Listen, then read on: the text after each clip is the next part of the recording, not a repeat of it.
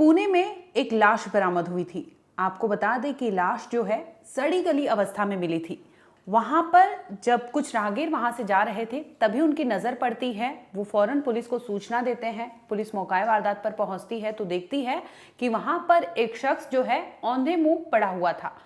उसके जो हाथ पैर और सिर है गायब थे। इसके बाद पुलिस फौरन इसमें मर्डर का केस दर्ज करती है। इसके साथ ही जांच पड़ताल करने लगती है कि आखिर इसका पता लगाया जा सके कि ये लाश है किसकी और ये लाश 100 फीट ऊपर से नीचे कैसे गिरी है या फिर यहाँ पर किसी ने मर्डर करके इस लाश को डंप किया था। नमस्कार, आप देख रहे हैं क्राइम तक। मैं हूं अश्विनी सिंह। दरअसल मामला जितना सुलझा हुआ या सरल दिख रहा था उतना था नहीं। जब पुलिस वहां पर तफ्तीश करती है, पंचनामा करती है, तो उनके पास अगर उस लाश की शिनाख्ती के लिए अगर बात करें तो सिर्फ और सिर्फ लाश पर जो छत विछत अवस्था में कपड़े थे, क्योंकि लाश को अगर देखेंगे हम आपको तस्वीरें नहीं दिखा सकते, विजुअल्स हमारे पास है, लेकिन जो दशा थी उसकी वो बेहद ही खतरनाक थी, बहुत ही खौफनाक थी। जिस तरह से वहां पर एक शख्स को मारकर या फिर उसे वहां पर डंप किया गया था।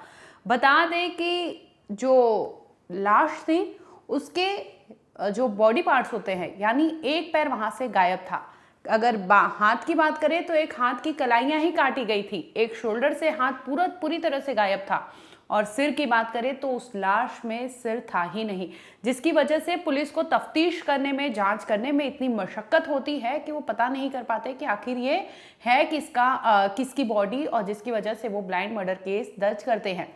पुलिस फिलहाल इसे हर पहलू से जांच कर रही है, हर एंगल से जांच कर रही है। किसी भी तरह से उसे पता करना था कि आखिर ये शख्स जो है, जो खदान है, यानी 100 फीट की दूरी से गहरी नीचे खदान था, वहां पर ये लाश पड़ा हुआ था। कोई वहां पर आता जाता नहीं था। ऐसे में इस शख्स को यहाँ पर कौन लाया था और इस अवस्था में कौन छोड़ा था, पुलिस इसकी जाँच करती है।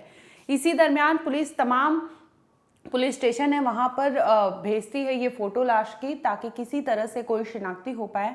तो इसी दरमियान पुलिस के हाथ लगता है एक क्लू।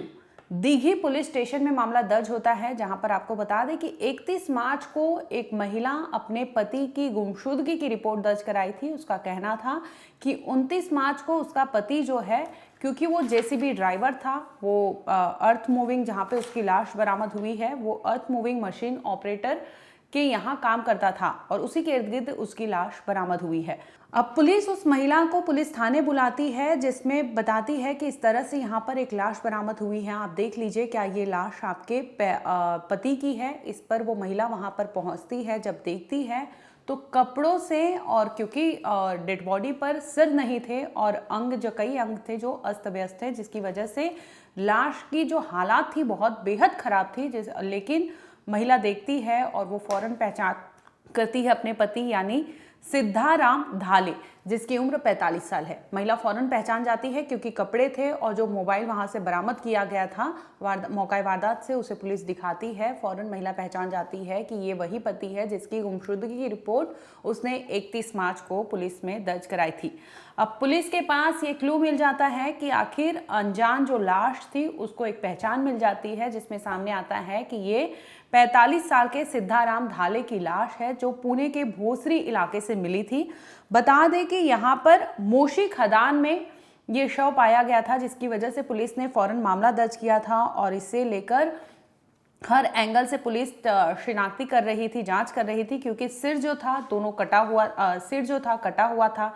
दोनों हाथों की जो कलाइयां होती है वो काट दी गई थी और एक हाथ की तो ये पार्ट काटा गया था, जिसकी वजह से लाश का जब हिस्सा दिखाना था, बॉडी पार्ट्स, तो पुलिस को उनकी वाइफ को बताना पड़ा कि लाश के हालात जो है बेहद ख़राब है। बहुत धैर्य से आपको देखना होगा, जिसकी वजह से वो वाइफ भी उतना कठोर दिल करती है और देखती है तो पहचान लेती है कि वो उसका पति ही है। अब वो रोते बिलखते पूछती है कि आखिर इसका इस तरह से हाल किसने किया। अब पुलिस के पास कोई जवाब नहीं था, क्योंकि लाश की हालत बेहद ख़राब थी और पुलिस को समझ नहीं आ रहा था कि इस तरह से किसी ने इस शख्स को मौत के घाट क्यों उतारा होगा और वजह क्या रही होगी, क्योंकि मौका वारदात से अगर सबूत मिटाने की बात होती तो मोबाइल वो खुद छोड़ के गए थे। तो ऐसे में पुलिस फौरन हर पहलू से जांच करती है कि क्या सिद्धाराम जो है वो खुद से उन्होंने कहीं इतना ठोस कदम तो नहीं उठा लिया, क्योंकि 100 फीट का जो खदान है उसकी गहराई जो बता रहे हैं वो 100 फीट नीचे उसकी लाश बरामद होती है और मूशी खदान में ये बरामद होती है। और सिद्धाराम जो है धाले, वो एक पत्थर की खदान में, आपको बता दें कि जेसीबी ड्राइवर थे, वो बाकायदा वहाँ पे काम किया करते थे। और इसी दरमियान जब एफआईआर कॉपी सामने आती है तो इसमें ये सामने आता है कि मामला है जो वाइफ ने पहले ही गुमशुदगी की रिपोर्ट दर्ज कराई थी। इसके बाद पुलिस तफ्तीश करती है और जिस तरह से उसकी लाश बरामद होती है मोशी खदान में, पुलिस के हाथ लगता है अब एक सीसीटीवी। अब पुलिस सीसीटीवी खंगालने में जुट जाती है कि आखिर पता लगा पाए कि धाले की मौत कैसे हुई, या फिर ये मौत जो है जितना साधारण दिखाया जा रहा है, क्या वो मर्डर किया गया है। इस तमाम एंगल पर पुलिस जांच करती है। इसी दरमियान पुलिस को एक सीसीटीवी हाथ लगता है जिसमें धाले जो है वो जाते हुए नजर आते हैं। यानी 29 मार्च का ये सीसीटीवी है जिसमें वो अपने काम के लिए निकलते हैं घर से और उसी रास्ते जाते हुए दिखाई देते हैं। और इसके बाद से उनका कोई अता पता नहीं होता और फिर जब पता चलता है तो उनकी लाश बरामद होती है। पुलिस फिलहाल इस मामले में एक्सीडेंटल वे से भी जांच कर रही है और इसे कहीं खुद से मौत को गले तो नहीं लगा लिया धाले ने, इस पहलू पर भी जांच कर रही है। इसके साथ ही क्योंकि छत विछत अवस्था में धाले की बॉडी मिली थी तो ये मर्डर के प्रोस्पेक्टिव से भी पुलिस इसमें जांच कर रही है। यानी अलग अलग थियरी पर पुलिस अलग अलग काम कर रही है और पता लगाने की कोशिश कर रही है कि क्या ये हत्या की वजह क्या थी और इस तरह से धाले की मौत हुई तो हुई कैसे। बता दें कि वाइफ का कहना है कि धाले का कोई भी दुश्मनी नहीं था, किसी से भी किसी भी प्रकार का कोई भी अनबन नहीं था। ऐसे में सवाल ये उठता है कि धाले को कोई क्यों मारेगा। दूसरी ओर बीवी का ये कहना था कि वो शराब का आदी था, यानी शराब पीता था, लेकिन उसकी दुश्मनी या किसी तरह से कोई भी उसका किसी से कोई ऐसा वो नहीं था कि मोटिव रहा हो किसी के पास कि धाले ऐसा कर रहा है जिसकी वजह से उसे रास्ते से हटाने की नौबत आई हो। फिलहाल पुलिस इसे हर एंगल से जांच कर रही है क्योंकि लाश की जो अवस्था थी वो देखकर ऐसे लग रहा था कि उसके साथ बर्बरता की गई है, लेकिन अभी पुलिस हर पहलू पर जांच कर रही है क्योंकि धाले की जो बॉडी थी वो मोशी खदान में 100 फीट गहरे जगह पर मिली थी, जिसकी वजह से पुलिस को ये संशय भी है कि क्या खुद से वो कूदा तो नहीं है या फिर एक्सीडेंटल तो चीज़ें नहीं हुई है। लेकिन एक्सीडेंटल होती भी तो इस तरह से उसकी छत की जो अवस्था है वो भी अपने आप में बड़ा सवाल पुलिस के लिए है कि आखिर वो बॉडी पार्ट्स कहाँ गए, क्योंकि धाले की बॉडी जहां पर मिली है वहां पे सिर्फ धाले की छत विछत अवस्था में लाश थी। इसके साथ ही वहां पर मोबाइल फोन बरामद होता है। इसके अलावा कोई भी क्लू, कोई भी चीजें, कोई भी सबूत वहां से पुलिस को नहीं मिलती।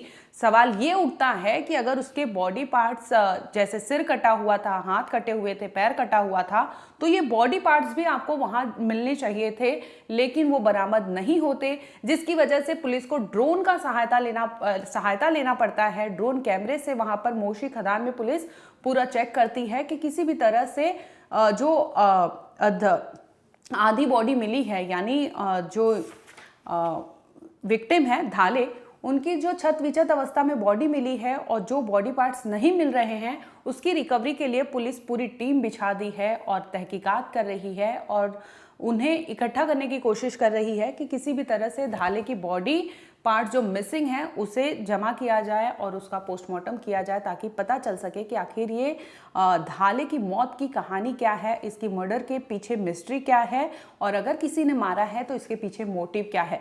फिलहाल पुलिस हर थियरी पे काम कर रही है। इस केस में अभी तक इतना ही है कि डेड बॉडी मिली है जिसे पुलिस ने बरामद कर ली है और फिलहाल आगे जांच जारी है।